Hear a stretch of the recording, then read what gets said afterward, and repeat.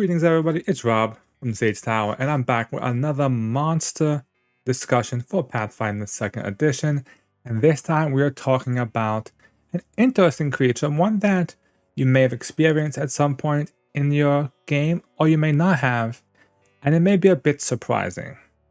This week's monster is the Shocker Lizard. Now I know what you may be thinking right off the bat.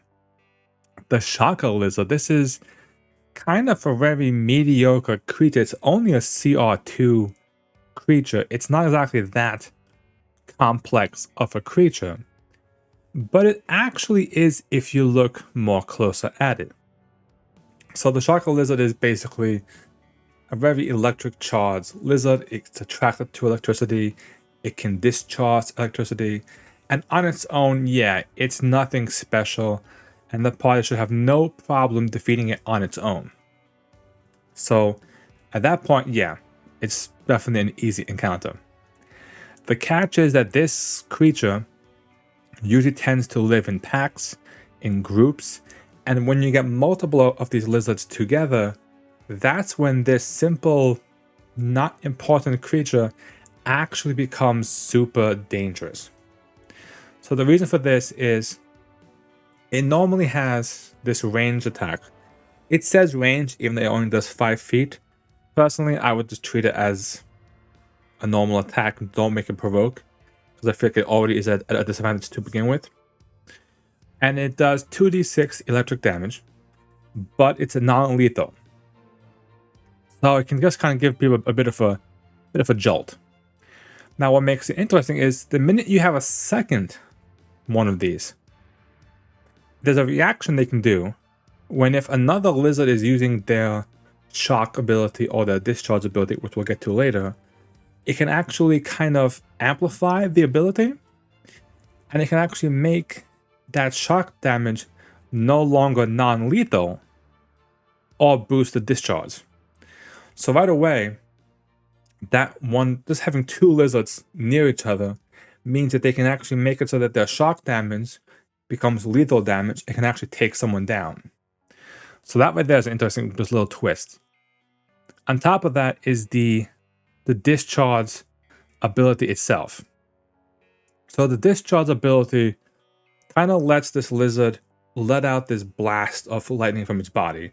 The 10-foot burst, 3d6 damage. Normally, it's a very low reflex save in terms of that, overall DC 18. If you have another lizard use its reaction, it becomes a DC 20. Okay, that's fine. Now, when it does this, it can do it from 1d4 rounds. So it's kind of like this AoE ability that it gets. And if you have two of them, they can kind of burst the ability out, make it a bit harder, and do a chunk of damage. So right away, you can see by having a few of them, DC increases, damage becomes lethal. 3d6, even at a level 2, level 3, can still hurt. It can still sting a bit. Now, the last ability, this is the one that really kind of ties it all together. And that is the Shocking Burst ability. So, Shocking Burst is a 3-action ability. And the lizard basically, it hunkers down and it lets out this another 10-foot burst. This time it's 3d8 damage. And if it does it can do it again for 1 minute. So basically it means that this is usually going to be only once per combat before it gets defeated. But you can actually have up to 4 of these lizards can actually combine all their bursts into 1 mega burst. And the way this works is you pretty much, they all have to delay until the last one goes, and then they all shoot it at the same time.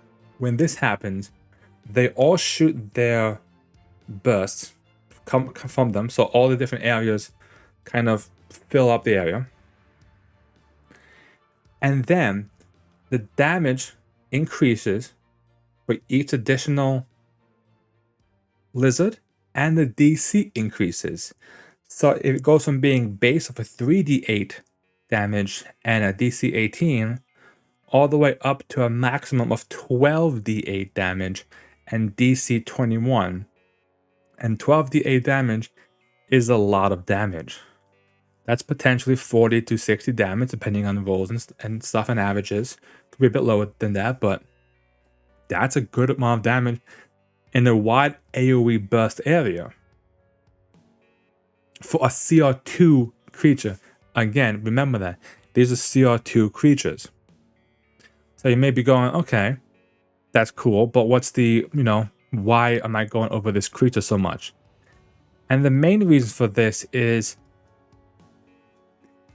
it's this situation that is kind of an interesting one, as opposed to other ones where you might be facing one creature on its own, or two or three, and it's pretty much the same thing.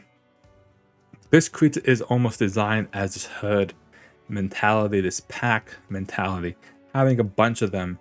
And once your party realizes what's going on, then your party automatically puts themselves on a clock. They know they have to break the chain and contain the amount of creatures there are, because if they don't, they're gonna get hit with a big burst of damage. They can't spread the damage out, slowly weakening them here and there. One person takes this one person takes that one, etc. If by doing that, it makes it so that they all fire off and potentially knock someone down. So they're in this race. Can they focus fire? Can they control the battle before it gets overwhelming? Throw a bunch of them at them. Again, they only have an AC 18. It's not that great. They do have one thing going for them, that is they are immune to electricity, which is pretty good because Electric Arc is a very popular cantrip among spellcasters. So being immune to that helps them kind of deal with taking that kind of damage. But other than that, they are pretty straightforward and can be pretty easily taken down once focus fire. Now, in most cases, these kind of creatures you'll see in these kind of groups to begin with in the adventure paths, adventures, and so forth. But just kind of think of this not as just, I'm going to throw 2 or 3 lizards at somebody in this room. Make it a whole den of lizards. Make it like 8, 10 lizards all around this cavern. And as the battle goes on, more and more lizards start to join the battle.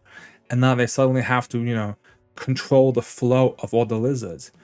They're fighting these 2 or 3 lizards, but off in the distance, they see a few more lizards kind of climbing down the wall toward them. They know if they don't deal with the ones in front of them quick enough, suddenly there's going to be more of them, and then they can discharge and share their electricity between them, and then it becomes more troublesome. And the Aoe damage is a lot of damage. It can definitely, these lizards get in between your group, they just start discharging their damage. It's going to start to weaken the group, slowly wear them down. A CR2 creature doing, 68, 98, you're getting into like fireball territory level of at least in terms of damage from these little lizards. And that's pretty good. You can't say no to that. I mean, that's a good use to a creature, especially one that's only a CR2. And at first glance, if your party has no idea what's going on, your party might catch themselves off guard. They might think, oh, it's a little creature, nothing too bad. And then boom, the first shocking burst hits and they take 698 damage. They're going to remember that. They're going to be like, oh, we got to get these down ASAP. Have you guys experienced fighting these shocking lizards? I know they are in a few adventure paths. Lore-wise, they are very common with kobolds.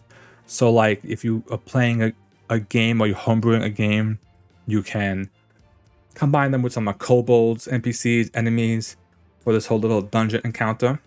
Otherwise, let me know if you've used these creatures down in the comments below. While you're down there, as always, be sure to like this video and push that subscribe button for more of my Pathfinder 2nd Edition content. And as always, thank you guys for hanging out and watching these videos. I hope you are enjoying them. I've seen some people say that they are enjoying these videos, so thank you for that. And I hope to see you guys on my next monster discussion video. Thank you guys.